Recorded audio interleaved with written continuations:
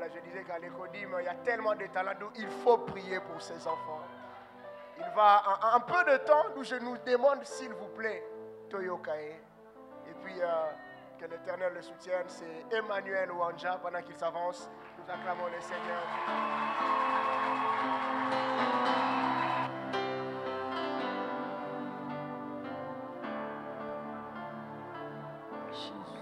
J'aimerais inviter l'Église à faire ce chant encore une fois.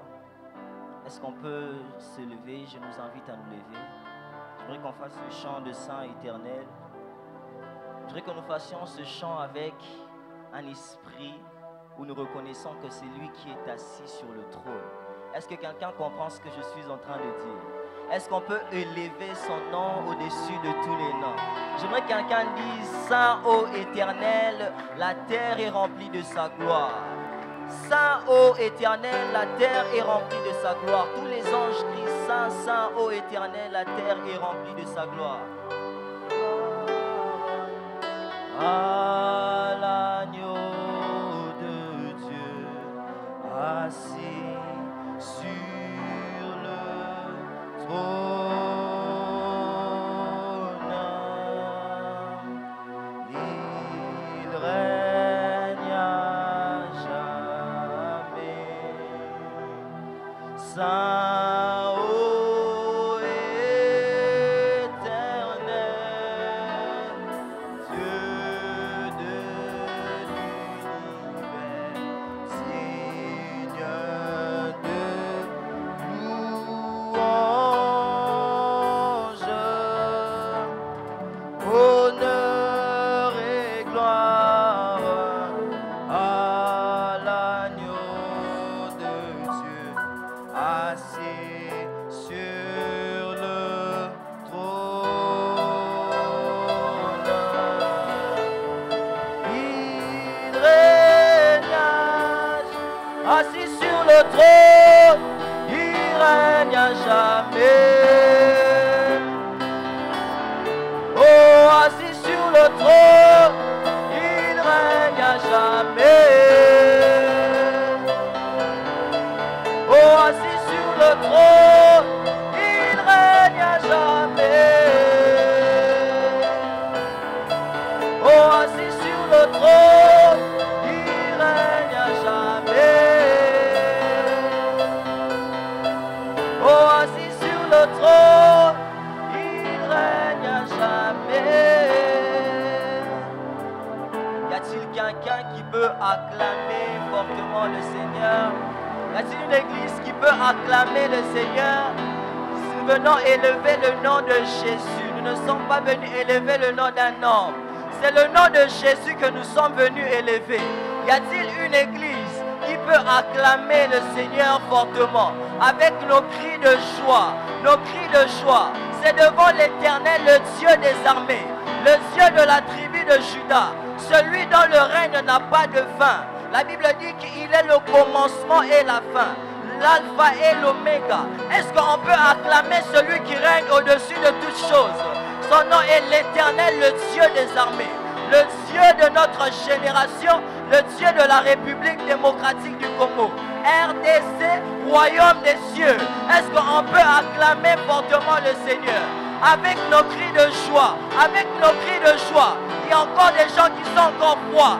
Il y a encore des gens froids. Il y a des gens qui ne comprennent pas ce que je dis. Nous sommes venus acclamer l'Éternel, le Dieu des armées.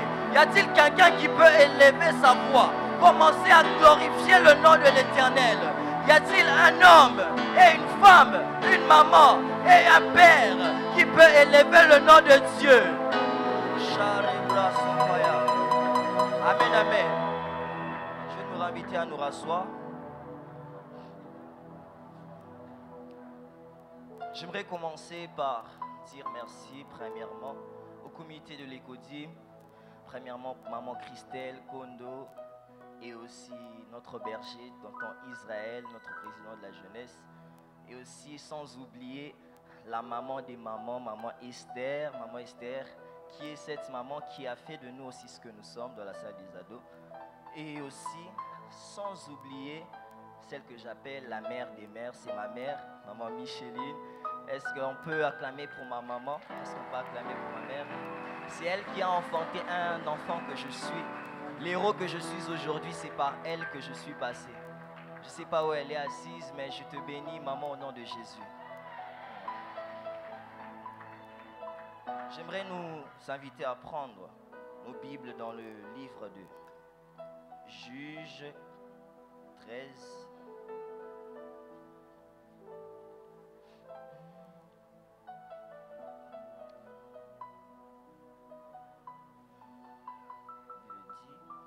Excusez-moi. Juges 13, à partir du verset 2.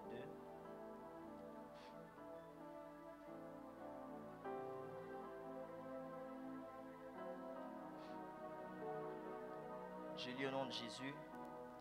Il y avait un homme de Tsoréa, de la famille de Danitz, et qui s'appelait Manoach. Sa femme était stérile et n'enfantait pas. Un ange de l'Éternel apparut à la femme et lui dit: Voici, tu es stérile et tu n'as point d'enfant. Tu deviendras enceinte et tu enfanteras un fils. Maintenant, prends bien garde de ne bois ni vin, ni liqueur forte et ne mange rien d'impur. Verset 5, car tu vas devenir enceinte et tu enfanteras un fils. Le rasoir ne passera point sur sa tête, parce que cet enfant sera consacré à Dieu dès le ventre de sa mère, et ce sera lui qui commencera à délivrer Israël de la main des Philistins. Verset 6, la femme alla dire à son mari: un homme de Dieu est venu vers moi, et il avait l'aspect d'un ange de Dieu, un aspect redoutable. Je ne lui ai pas demandé d'où il était, ne m'a pas fait connaître son nom. Le thème de notre 40 jours est: avec Dieu nous ferons des exploits et il écrasera nos ennemis. Psaume 74. Et sans oublier que le thème de ce jour est de parler de la naissance de Jésus. La naissance de Jésus qui a été une naissance aussi glorieuse. Alors mon sous-thème sera basé sur les naissances qui ont fait des exploits par la puissance de Dieu. Les naissances qui ont fait des exploits par la puissance de Dieu. Alors je vais parler de 3 personnages bibliques que nous reconnaissons très bien dans le peu de temps qui m'ont été donnés. J'aimerais commencer par un personnage très reconnu dans l'Ancien Testament qui est Samson. La Bible déclare dans le verset 5: car tu vas devenir enceinte et tu enfanteras un fils. Le rasoir ne passera point sur sa tête, parce que cet enfant sera consacré à Dieu dès le ventre de sa mère. Et ce sera lui qui commencera à délivrer Israël de la main des Philistins. La Bible déclare que lorsque l'ange est venu vers la femme de Manoach, il lui dit: tu enfanteras un fils. Ce fils sortira le peuple d'Israël de la main des Philistins. Samson est un homme que tout le monde reconnaît, qui est tombé à plusieurs reprises. Malgré le fait qu'il est tombé à un certain âge, nous pouvons reconnaître que sa naissance a été une naissance que la Bible est en train de déclarer d'exceptionnelle, une naissance très exceptionnelle qui aujourd'hui, à chaque fois que nous voulons nous référer à une force, à la puissance de Dieu, nous nous référons aux hommes comme Samson. Samson qui était un homme très puissant. Mais j'aimerais pas m'attarder sur ce personnage. Ça, c'est juste une petite introduction. Samson qui a été un homme très reconnu dans la Bible, qui a fait des exploits aussi avec Dieu. La Bible déclare qu'il a tué plusieurs hommes, des milliers d'hommes par sa propre main, avec juste une mâchoire d'âne. Un exploit que nous ne pouvons pas expliquer. Je me dis, s'il fallait que je prenne une mâchoire d'âne et que je commençais à me battre ne fût-ce qu'avec 3 hommes, je serais déjà épuisé. Mais la Bible déclare qu'il vaincut des milliers d'hommes, des milliers de soldats philistins. La Bible déclare avant ceci, c'est qu'on l'avait enchaîné avec des cordes neuves, Et pendant qu'on l'enchaînait, l'Esprit de Dieu l'a saisi et il a déchiré ces cordes comme si ces cordes avaient des flammes et ces cordes se sont mis à fondre. J'aimerais dire à quelqu'un que cette naissance qui a été présentée dans la Bible est une naissance qui nous a gardé dans une certaine connaissance, mais nous pouvons encore reconnaître aujourd'hui que Samson a été un homme qui a chuté face à la tentation. Samson a été un homme qui, face à ce qu'il a vu, il est tombé dans le piège de l'ennemi.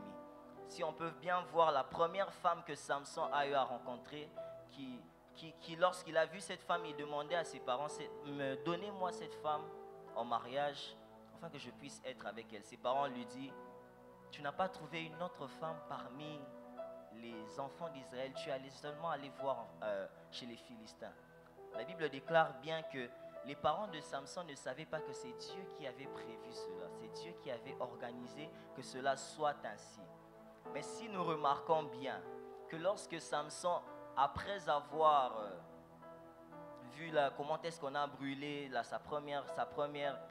son premier amour et aussi son père, on peut bien voir à quel point Samson a aimé une deuxième femme qui était Dalila. Dalila lui a séduit. Moi, si j'étais à la place de Samson, je me dirais, comment une femme peut venir te poser la question 3 fois sur ton secret et dans les minutes qui suivent, ce sont des hommes qui viennent commencer à chercher à te combattre. À la place de Samson, je me dirais que c'était un piège. Je ne peux pas continuer à m'attarder avec cette femme. Alors j'aimerais dire à quelqu'un une chose, c'est que ne t'attarde pas sur les choses qui te font oublier tes objectifs. Maman Sissi Bogoli nous avait dit une fois, elle nous a parlé de quelque chose qui m'avait beaucoup touché. Elle disait, la négligence de l'instruction nous fait oublier l'exaucement. La négligence de l'instruction nous fait oublier l'exaucement qui doit être arrivé, qui doit nous être partagé. Samson a oublié l'exaucement parce qu'il était négligent dans ce qu'il voyait et dans ce qu'il faisait. Alors j'aimerais inviter quelqu'un en ce lieu de ne pas négliger ce que Dieu t'a dit. Quelles que soient les promesses que Dieu t'a dit, nous avons dit que nous ferons des exploits avec Dieu. Quel est le processus que Dieu a mis devant toi pour que tu fasses ces exploits? Pour certains, ça peut être des Dalila. Pour certains, ça peut être des Philistins. Mais quelle est ta position devant cette tentation qui se dresse devant toi? Je vais passer plus rapidement. Je vais parler de la deuxième naissance, qui est la naissance de Moïse. Moïse était un homme que la Bible reconnaît très bien, quelqu'un qui a apporté la délivrance aux enfants d'Israël. La Bible déclare dans Exode, le chapitre 2, que à partir du verset 1er, la Bible déclare, un homme de la maison de Lévi avait pris pour femme une fille de Lévi. Cette femme devint enceinte et enfanta un fils. Elle vit qu'il était beau et elle le cacha pendant 3 mois. Ne pouvant plus le cacher, elle prit une caisse de jonc qu'elle enduisit de bitume et de bois et elle y mit l'enfant et le déposa parmi les roseaux sur le bord du fleuve. Je peux encore me rappeler de cette prédication de notre pasteur Pinga, qui nous avait dit que pendant que le panier était sur l'eau, le panier pouvait rencontrer plusieurs circonstances où il pouvait y avoir des crocodiles auxquels il aurait pu faire face. Mais quand on regarde le parcours de la naissance de Moïse, on peut comprendre à quel point Dieu l'a gardé jusqu'au point qu'il arrive au début de son élévation. Il est arrivé en Égypte en sécurité, sans crainte. Alors j'aimerais dire à quelqu'un une chose, que lorsque Dieu prépare, lorsqu'une personne doit jouer un rôle important dans le déroulement du plan de Dieu, Dieu suscite toujours des personnes auxquelles personne ne peut s'attendre. J'aimerais dire à quelqu'un une chose, c'est que ne néglige pas les faibles commencements. Lorsqu'on peut voir la naissance de Samson, on peut voir à quel point elle était bizarre. La Bible déclare que la femme de Manoach était stérile. Donc elle ne pouvait pas concevoir, elle ne pouvait pas enfanter.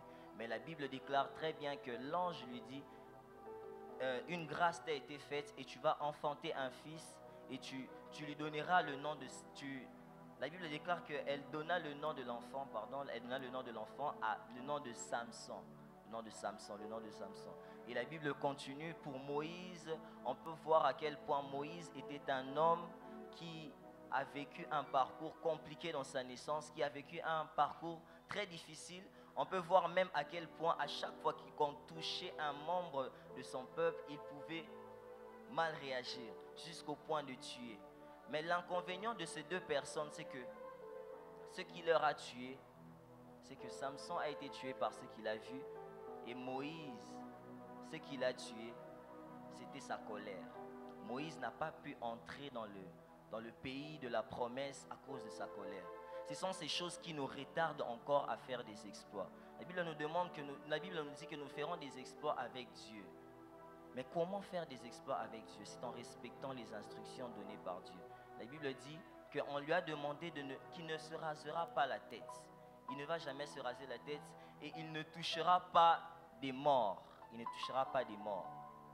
Mais on peut voir à quel point Samson s'est laissé perdre par ce qu'il a vu. Par ce qu'il a vu et il est tombé. Et la grâce de Dieu a fait en sorte que malgré cela, il est quand même mort en gloire. Moïse, même mort, malgré le fait que Dieu est passé par lui pour faire sortir le peuple d'Israël, Moïse aussi est mort. Samson, Moïse est mort. Alors ce matin, je n'aimerais pas trop m'attarder sur ces deux personnages, mais j'aimerais parler de la naissance qui nous apporte des exploits éternels. C'est la naissance de Jésus. Nous sommes venus parler d'une naissance qui est venue pour nous accorder des exploits éternels. La Bible déclare que Samson est mort avec les Philistins dans un temple. Cela n'a pas empêché les enfants d'Israël de continuer à être sous l'emprise des Philistins.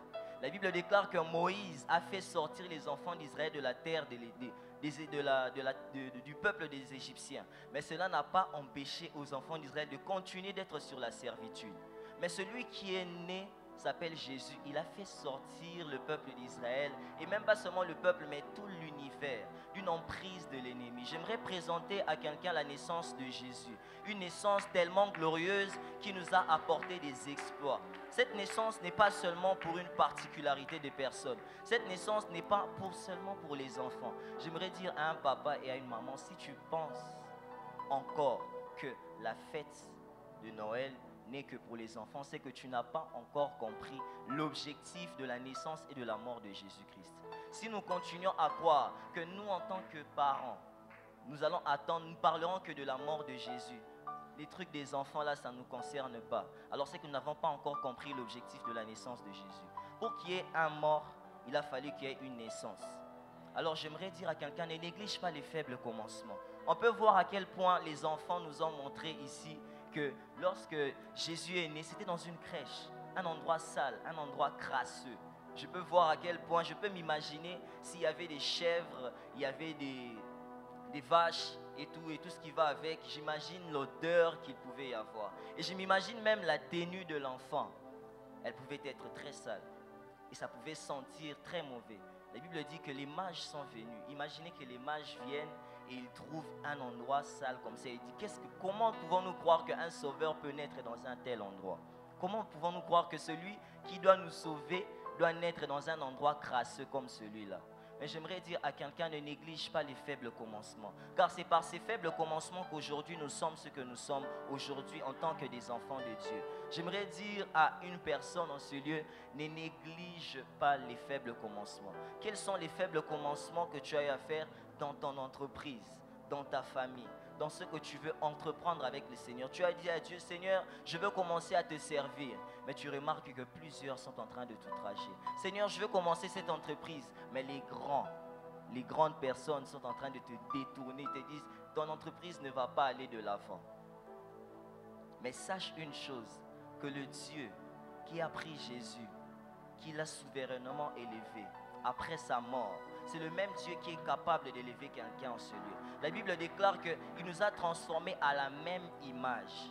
C'est-à-dire que nous sommes la même image que Jésus-Christ. Et comme nous sommes la même image, nous sommes héritiers de Dieu et co-héritiers de Christ. Tout ce que Jésus-Christ partage, nous le partageons aussi. J'aimerais dire à quelqu'un, c'est vrai que Jésus a été élevé au-dessus de tout nom, mais nous aussi, avec lui, nous sommes élevés au-dessus de toutes les dominations sur terre. J'aimerais dire à quelqu'un une chose, c'est que la naissance de Jésus, une naissance tellement prophétique qui nous a apporté aujourd'hui la vie. On peut voir à quel point il y a des grands serviteurs de Dieu qui parlent au nom de Jésus. On ne va pas se mentir, c'est vrai qu'il y a de ces hommes qui ne parlent pas réellement du nom de Jésus. Ils sont derrière des manigances, derrière des choses malsaines. Mais nous, aujourd'hui, dans cette église, nous sommes venus élever le nom de Jésus. Nous élevons le nom de Jésus au-dessus de tous les noms. Alors j'aimerais dire à quelqu'un, 2024 sera une année de naissance des exploits. Dans tout ce que tu vas entreprendre.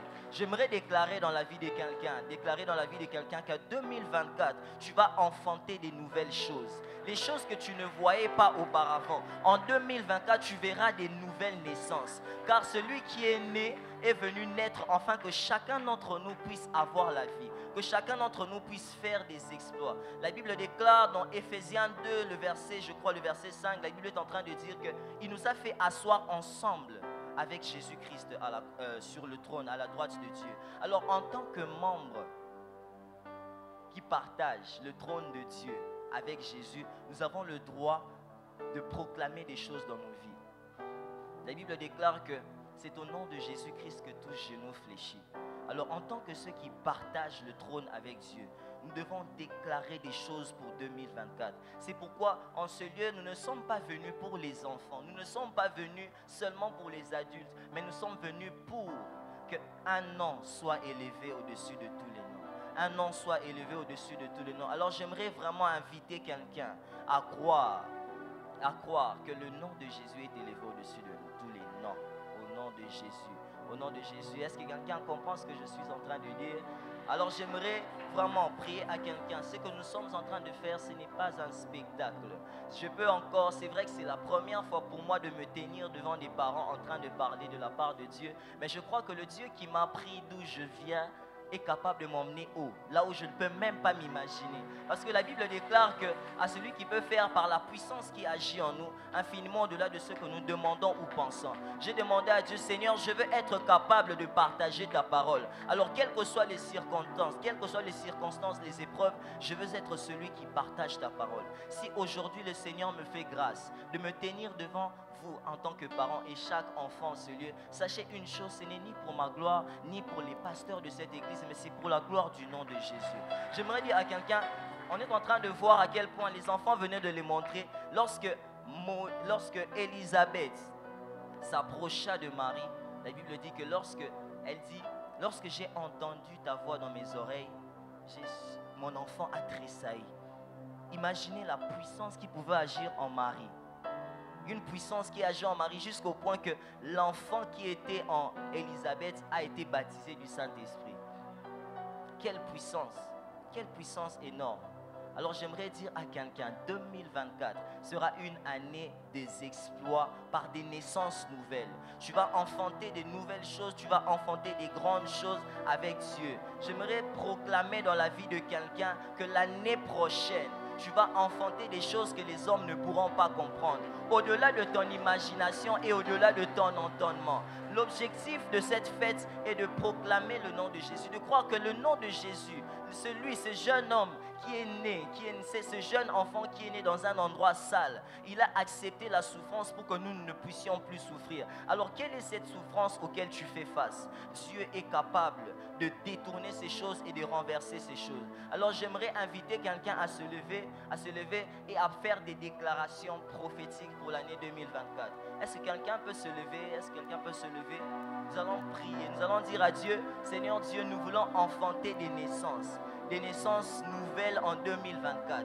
Est-ce que quelqu'un peut commencer à déclarer et dire à Dieu, Seigneur, que l'année 2024 soit une année où il y aura des naissances nouvelles, des naissances que les hommes ne pourront comprendre, une naissance dans mon entreprise, une naissance dans mes études, une naissance dans tout ce que j'entreprends. Est-ce que quelqu'un peut commencer à déclarer? Les exploits que nous sommes venus faire, c'est par la puissance qui agit en nous. C'est par la puissance qui agit en nous. J'aimerais partager un court témoignage dans le peu de temps qui me reste. Une fois, c'était cette année, j'étais à la maison et il y a une dame, c'est une des filleules de mes parents. Elle était grosse. Elle devait accoucher. Mais le problème est que pendant sa grossesse, il y avait des complications. Il y avait plusieurs complications dans sa grossesse. Et bizarrement, à la fin, on est venu apprendre que lorsqu'elle a accouché, l'enfant est mort. L'enfant est mort après. Mais quelque temps après, j'ai regardé, j'ai dit, Dieu, est-ce que la possibilité de faire des miracles n'est accordée qu'à une particularité des personnes? Tu dis dans ta parole que ceux qui croient en ton nom sont capables de faire des miracles. Voici les miracles qui vont accompagner ceux qui auront cru. Pas aux pasteurs, pas aux prophètes, pas à qui que ce soit, mais seulement ceux qui ont cru. Et j'ai dit à Dieu, Seigneur, si seulement tu pouvais faire que cette maman puisse avoir un enfant. cela sera juste pour ta gloire. Et quelque temps après, elle vient, elle me parle. Moi qui suis petit, elle me dit, non, Emmanuel, prie pour moi afin que mon enfant puisse naître. Ah, j'ai dit, Dieu, qui suis-je pour commencer à prier pour une grande maman comme ça et puis dire que son enfant va naître? J'ai dit à Dieu, Seigneur, toi honore ma foi. Ce n'est pas moi que je viens présenter, mais c'est ton nom que je viens présenter. Lorsque cet enfant va naître, ça sera pour ta gloire. Quelque temps après, elle est venue avec un gros ventre. J'ai dit, ah Seigneur, peut-être c'est juste un hasard. J'ai dit, non, je vais encore prier. J'ai prié Dieu, j'ai prié Dieu. Je lui ai déclaré, mon anniversaire c'est le 20 juillet. J'ai dit à Dieu, Seigneur, donne-moi seulement un signe. Cet enfant va naître le 20 juillet. Il va naître seulement le 20 juillet. Et quand j'ai commencé à prier, quelque temps après, elle me dit, le docteur, non, voilà, je dois coucher soit le jeudi, soit le mercredi. Le 20 juillet, de cette année, était tombé un jeudi. Et j'ai dit à Dieu, Seigneur, ah, je ne peux pas passer à côté. Honore ma foi, honore ma foi. Quelque temps après, mardi, je me suis dit sûrement elle a déjà accouché. Mercredi, rien, elle n'a pas toujours accouché. Jeudi, elle est venue accoucher le 20 juillet 2023. J'ai dit à Dieu, le Dieu qui est capable de faire des exploits avec moi, c'est le même Dieu capable de faire des exploits avec chacun d'entre nous. Il suffit juste de croire. Dieu est capable de faire enfanter des naissances nouvelles, juste par notre déclaration. Alors lorsque tu es en train de déclarer, dis à Dieu, je crois en ton nom, alors je sais que tu es capable de donner des naissances nouvelles en 2024. Pas seulement pour 2024, même pour 2025, 2026, 2027, jusqu'à je ne sais moi quand. Car tu fais au-delà de ce que je demande, au-delà de ce que je m'attends. Est-ce qu'un parent et un enfant peuvent se mettre à déclarer pour l'année 2024? Le Dieu capable de faire des exploits. Je me rappelle encore une fois, c'était ma tante. Elle avait accouché. Je prie, le Seigneur me dit c'est un garçon. Je viens lui dire, tantine, tu vas enfanter un garçon. Elle me dit, exactement, le docteur m'a dit que c'est un garçon. Le Dieu capable de faire par la puissance qui agit en nous. Le Dieu capable de faire par la puissance qui agit en nous. Y a-t-il quelqu'un qui croit réellement que le Dieu qui est capable de le faire peut déclarer en 2024 que 2024 est une année de naissance nouvelle. 2024 est une année de naissance nouvelle. Y a-t-il quelqu'un qui peut se lever, qui croit que 2024 sera une année où Dieu va faire enfanter des naissances nouvelles? Y a-t-il quelqu'un qui croit réellement que le Dieu qui agit par la puissance du Saint-Esprit, qui agit en nous, est capable de faire des grandes choses? Y a-t-il quelqu'un? J'aimerais vraiment nous inviter à nous lever. S'il vous plaît, est-ce qu'on peut se lever et commencer à déclarer pour 2024? Dis à Dieu, Seigneur, je crois que tu es capable de faire en 2024 des choses que je n'ai jamais expérimentées. Je crois que tu es capable de m'emmener dans une dimension où je suis en train de déclarer quelque chose et cette chose prend vie. Cette chose est capable de prendre vie. Oh, est-ce qu'il y a quelqu'un qui peut déclarer et dire à Dieu, 2024 est une année de naissance nouvelle. 2024 est une année de naissance prophétique. La naissance de Jésus est venue nous apporter des nouvelles naissances. Par la naissance de Jésus-Christ, nous sommes capables d'enfanter des nouvelles choses, d'enfanter des exploits. Le Dieu capable de guérir les malades. Lorsque ce jeune garçon, ce jeune petit était en train de témoigner, j'avais même les larmes aux yeux. Je me disais, le Dieu qui m'a pris. Je me rappelle que quand mes parents me donnent le témoignage, ils me disent que tu étais mort. Ça faisait 30 minutes que j'étais mort. J'étais mort pendant 30 minutes. Mais le Seigneur qui a agi, qui est capable d'agir, il m'a ressuscité. Je suis le témoin vivant de celui qui est revenu de la mort. Parce que lorsque j'étais jeune, j'étais mort. J'étais bébé, j'étais mort. Mais le Seigneur m'a ramené à la vie. Et le Seigneur va ramener à la vie les choses qui sont mortes dans ta vie. Il suffit juste de les déclarer. Est-ce qu'il y a quelqu'un qui comprend ce que je suis en train de dire? Il y a quelqu'un qui peut se mettre à déclarer des grandes choses. Le Dieu capable de faire, d'enfanter de nouvelles naissances en 2024, en 2025, en 2026, en 2027, en 2028, en 2029, en 2030, en 2100. Le Dieu capable de faire au-delà de notre entendement. Est-ce qu'il y a quelqu'un qui peut déclarer et dire à Dieu, Dieu, fais au-delà de ce que je crois. Fais au-delà de ce que je crois. La naissance de Jésus est venue nous apporter des naissances nouvelles. Par la naissance de Jésus, nous avons accès à des nouvelles naissances. À des nouvelles naissances. Est-ce que nous pouvons élever le nom de celui qui fait des grandes choses?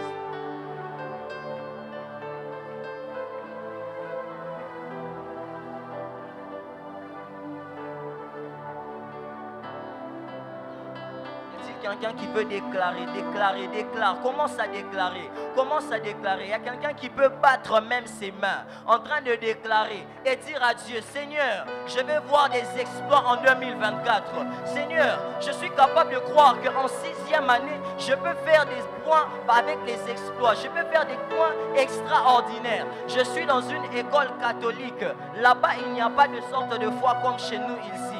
Mais lorsque Dieu sera capable de me distinguer dans tous les milieux où je me trouve, Dieu sera élevé. Y a-t-il quelqu'un qui peut déclarer et dire à Dieu, 2024 sera une année de nouvelles naissances dans mon ministère, dans mon travail, dans ma famille, dans mes études, dans tout ce que j'entreprends? Est-ce qu'il y a quelqu'un qui peut commencer à battre ses mains et dire à Dieu, Seigneur, je vais enfanter des nouvelles naissances en 2024,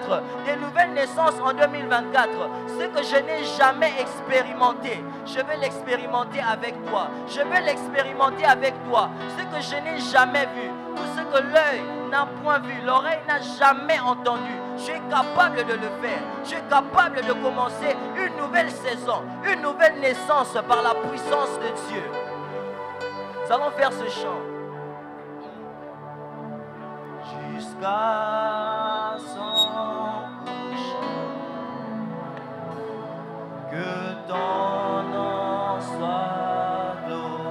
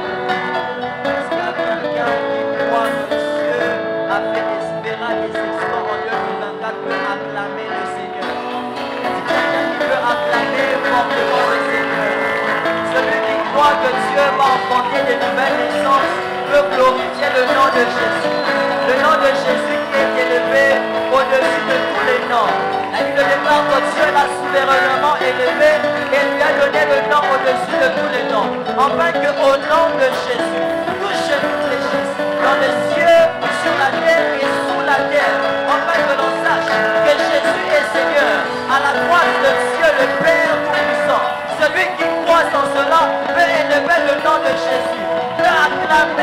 énormément le Seigneur. Celui qui croit en cela peut glorifier Dieu. Celui qui annonce une nouvelle naissance dans ce que tu n'as jamais expérimenté. Il s'appelle Adonai. Il s'appelle Adonai. Il s'appelle Adonai. Il s'appelle Adonai. L'année passée, notre papa nous a dit que par la naissance de Jésus, il a restitué l'adoration. L'adoration a été restituée à Dieu par la naissance de Jésus. Est-ce qu'il y a quelqu'un qui veut élever le nom de Jésus? Proclamer au nom de Jésus, tout genou fléchisse dans les cieux, sous la terre et sur la terre. Et que toute langue confesse que Jésus est Seigneur. Que Jésus est Seigneur. Est-ce qu'il y a quelqu'un qui peut déclarer Saint, Saint, Saint est l'Éternel? La terre est remplie de sa gloire. Est-ce qu'il y a quelqu'un qui peut le dire? Saint, Saint, Saint est l'Éternel. La terre est remplie de sa gloire. Est-ce que quelqu'un peut encore le dire? Saint, Saint, Saint est l'Éternel. La terre est remplie de sa gloire. Est-ce qu'on peut encore le dire? Saint, Saint, Saint est l'Éternel. La terre est remplie de sa gloire. Est-ce qu'on peut encore le redire? Saint, Saint, Saint est l'Éternel. La terre est remplie de sa gloire. Gloire à Jésus, gloire à Jésus, gloire à Jésus. Est-ce que nous pouvons acclamer? Ça demande énormément. Je redis cette parole encore. Saint, Saint, Saint est l'Éternel. La terre est remplie de sa gloire. 1, 2, 3. Saint, Saint, Saint est l'Éternel. La terre est remplie de sa gloire. Encore une fois. Saint, Saint, Saint est l'Éternel. La terre est remplie de sa gloire. Encore une fois. Saint, Saint, Saint est l'Éternel. La terre est remplie de sa gloire. Une dernière fois. Saint, Saint, Saint est l'Éternel. La terre est remplie de sa gloire. Dans son palais tout se crie. Dans son palais tout se crie. Dans son palais tout se crie. Gloire au Seigneur. Nous acclamons le Seigneur. L'Éternel est merveilleux. Que le nom de l'Éternel soit béni. Sous nos acclamations, le panier va circuler pour les offrandes. Que l'Éternel soit béni. Est-ce que nous pouvons tout simplement dire au Seigneur merci pour tous ces enfants qui ont presté. Merci pour Emmanuel. Père, nous te disons merci pour cette parole encore profonde. Merci parce